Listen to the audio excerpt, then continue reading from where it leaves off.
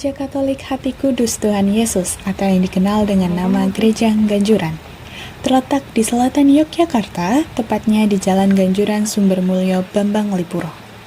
Gereja Ganjuran telah menjadi saksi bisu perjalanan sejarah, spiritualitas, dan kebudayaan Jawa selama hampir 1 abad. Berjarak sekitar 17 km dari pusat kota, tempat ini menjadi ruang perjumpaan antara iman Katolik dan identitas Jawa yang begitu kuat. Gereja Ganjuran tersohor karena arsitekturnya yang bernafaskan budaya Jawa. Tiang-tiang kayu, bentuk atap, dan ornamentasi interiornya memancarkan ruh lokal yang berpadu harmonis dengan tradisi Katolik. Namun, sebelum berdirinya gereja, nama Ganjuran sendiri telah memiliki jejak sejarah yang panjang.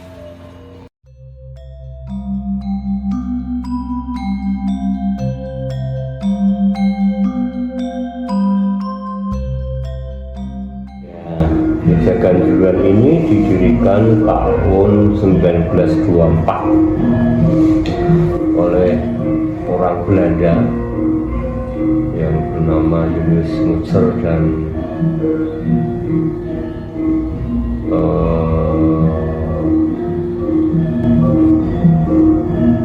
Julius dan apa sih jenis lupa.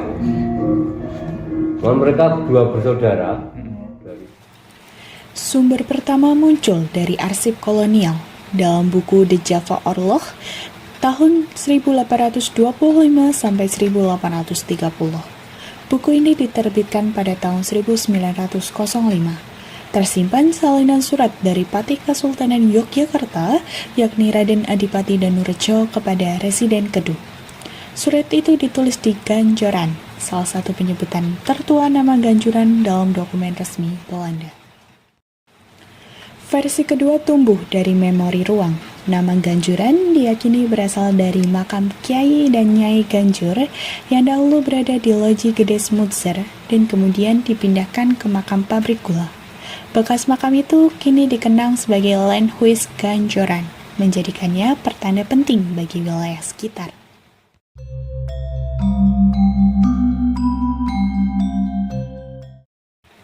Sementara itu, tradisi lisan menghadirkan versi ketiga, sebuah gending bernama Kal Ganjur yang dimainkan sebelum pertunjukan wayang, konon terinspirasi dari kisah cinta Ki Ageng Manggir dan Raden Ayu Pambayun. Melalui musik, nama Ganjuran memasuki ranah budaya, diwariskan dari panggung ke panggung, dari generasi ke generasi. Gereja Ganjuran berdiri berkat keluarga Smutzer yang merupakan pemilik pabrik gula Gondang Lipuro. Pada tahun 1924, keluarga Belanda ini membangun gereja sebagai kebutuhan rohani para pekerja pabrik. Pada 20 Agustus 1924, gereja diberkati oleh Vikaris Apostolik Batavia, Monsignor J.M. van Velsen yang mengukuhkan Ganjuran sebagai pusat baru kehidupan Katolik di wilayah Bantul. Di altar utama, terpahat relief pepohonan, bunga, 3 burung pemakan bangkai, dan 2 rusa yang meminum air dari 7 pancuran.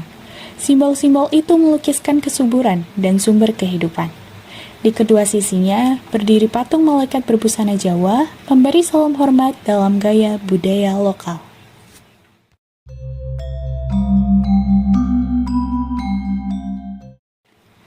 Relief Hati Kudus Yesus digambarkan sebagai Raja Jawa yang bertahta, sementara Maria ditampilkan sebagai Ratu Jawa yang menggendong kanak-kanak Yesus. Perpaduan indah antara iman dan identitas Nusantara. Tak hanya membangun gereja, keluarga Smutzer juga mendirikan sekolah, rumah sakit hingga panti asuhan. Cikal bakal inilah yang nanti menjadi rumah sakit Panti Rapih yang kita kenal hari ini.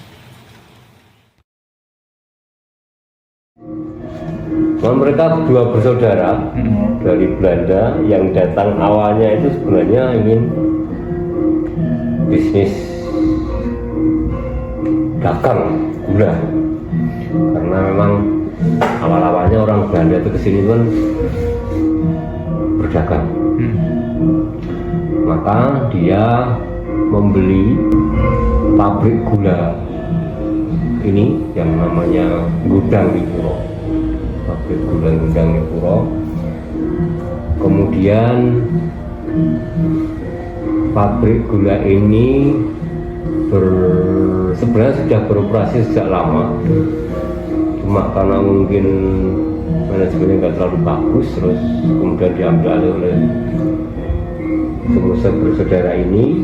Kemudian pada akhirnya ini bisa berjalan bagus, bahkan sampai pesisir selatan. Kalau dilihat dari faktanya sekarang, bekas pabrik Gondang Lipuro ini termasuk peninggalnya adalah saluran Sumutser. Kalau adik-adik pernah ke Sungai Progo, itu dari Sungai Progo arah ke timur sampai ke Sanden itu ada selokan yang melewati Makam Sewu, itu adalah yang membuat Sumutser, karena tujuannya untuk mengairi lahan tebu yang ada di bagian Bantul Selatan. Saat krisis ekonomi melanda Hindia Belanda pada 1930-an, banyak pabrik gula gulung tikar. Namun, pabrik gula Gondang Lipuro justru tetap bertahan. Sebagai wujud syukur, pada 1927, keluarga Sumutser membangun sebuah candi Katolik bercorak Jawa, yang kemudian dikenal sebagai Candi Hati Kudus Yesus Ganjuran. Candi ini adalah puncak akulturasi antara budaya Hindu-Buddha yang kita lihat dalam bentuk bangunan, relief, dan kemuncaknya, serta budaya Jawa pada jumlah anak tangga dan filosofinya.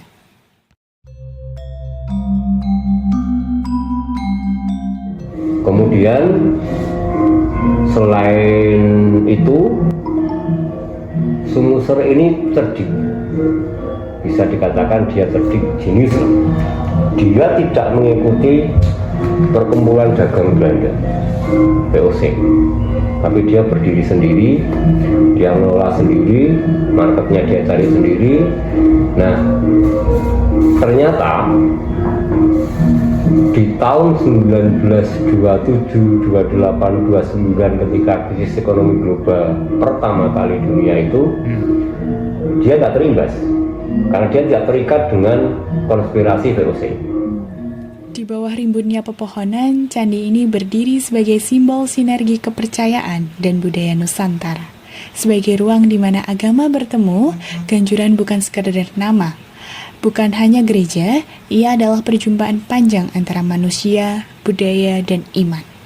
Disinilah sejarah tidak hanya diceritakan, tetapi dihidupkan kembali dalam setiap lantunan doa, setiap ukiran bangunan, dan setiap langkah peziarah yang datang mencari kedamaian. Tradisi dan sejarah berpadu dengan spiritualitas.